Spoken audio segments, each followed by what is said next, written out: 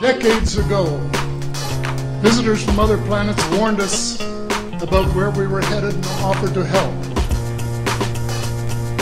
But instead, we, or at least some of us,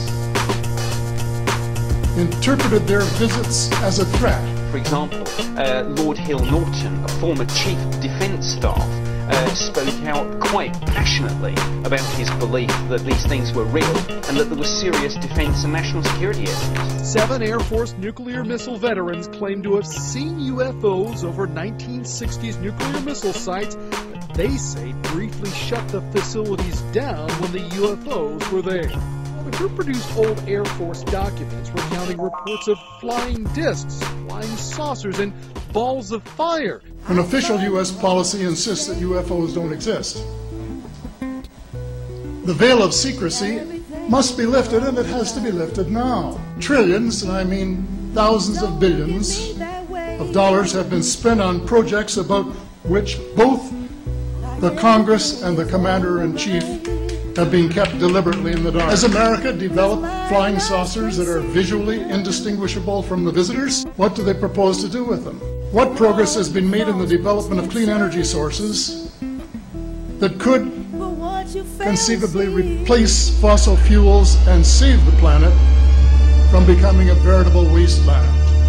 I consider that if this technology exists and certain governments have it, this has gone up as rocketed in the past few years, we should have this free energy technology around the world. It was a spectacularly stupid thing to do, wasn't it? To go into the Pentagon's secret files. Absolutely. I mean, ridiculous, you know. Yeah. The reason I was where I was because I was looking for a thing called free energy technology, as well as evidence of UFOs. A file showing there's a cover-up in America on UFOs. Definitely, yeah. And it wasn't just me. It's not just me that thinks that, obviously. No. More than half the people in America believe the government's covering up. But apparently they aren't telling either secretaries of defense or presidents because they don't have, quote, a need to know. President Clinton was asked a question about why he didn't do something about disclosure. Clinton replied, "There's a government inside the government, and I don't control it." Our toil, resources, and livelihood are all involved. So is the very structure of our society. In the councils of government, we must guard against the acquisition of unwarranted influence, whether sought or unsought, by the military-industrial complex. The potential for the disastrous rise of misplaced power exists and will persist. We must never let the weight of this combination endanger our liberties or democratic processes. We should take nothing for granted. Only an alert and knowledgeable citizen can compel the proper meshing of the huge industrial and military machinery of defense with our peaceful methods and goals, so that security and liberty may prosper together. I think it's time to open the books on questions that have remained in the dark, on the question of government investigations of UFOs. It's time to find out what the truth really is that's out there. We ought to do it really because it's right. The American people, quite frankly, can handle the truth, and we ought to do it because it's the law. This is released by the Defense Ministry of Mexico. This is a message being sent to the United States government that Mexico and many other governments are losing patience with our government's intransigence in ending this embargo. Many countries know about the extraterrestrial presence, but they defer to the United States with regard to the timing of when disclosure would take place, but they're simply losing patience. Hundreds of government witnesses in this country have come forward, and other governments are putting pressure on our government. The media hasn't covered it thoroughly enough, Shepard. Thousands of other videos and photographs that have been taken over Mexico by Mexican citizens since 1991. There's absolutely no question about that, and his number, thousands, is accurate since 1991. Thousands of pictures and videotapes of discs, but never anything like this, taken by such sophisticated cameras on board military vehicles. You could talk anonymously to people, even in Congress. Probably 50% of members of Congress already convinced that the extraterrestrial presence explains this phenomenon. disclosure is at hand. The man who made the longest moonwalk in history has a message for everyone on Earth. Yeah, he says we are being visited. Now we can show you Apollo 14 astronaut Edgar Mitchell in an interview that's posted on YouTube. He's calling on President Obama to release all classified files of government interaction with aliens. He predicts a day when leaders of other nations will begin stepping forward and admitting to alien encounters. Mitchell says he wants the U.S. to lead by example, not follow. Buzz Aldrin also talks about a UFO that the Apollo 11 crew apparently saw on their way to the moon. The universe that we live in is much more wondrous, exciting, complex, and far-reaching than we were ever able to know up to this point in time. Only in our period do we really have evidence, no, we're not alone. Now I want everybody to clap your hands in this place. Come on!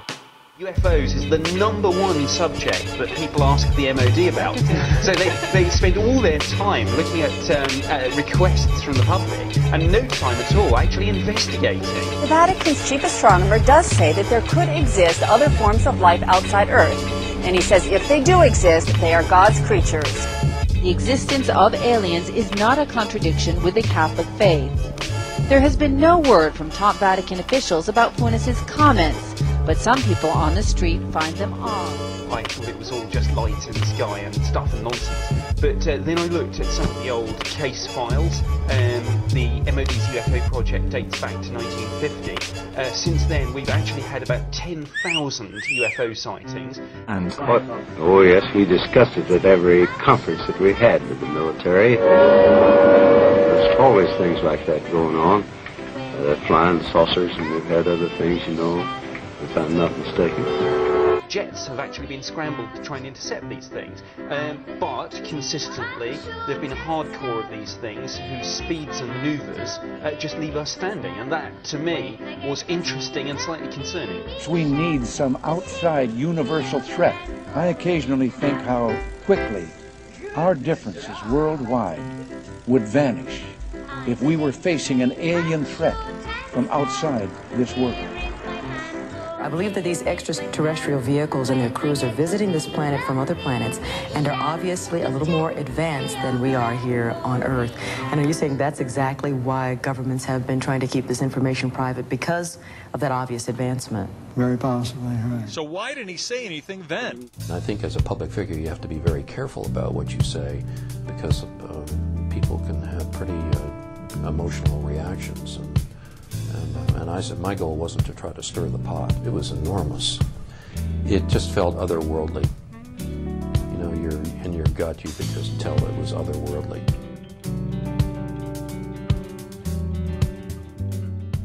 The very word secrecy is repugnant in a free and open society, for we are opposed around the world by a monolithic and ruthless conspiracy that relies primarily on covert means for expanding its sphere of influence. It is a system which has conscripted vast human and material resources into the building of a tightly knit, highly efficient machine that combines military, diplomatic, intelligence, economic, scientific, and political operations. Its preparations are concealed, not published. Its mistakes are buried, not headlined. Its dissenters are silenced, not praised.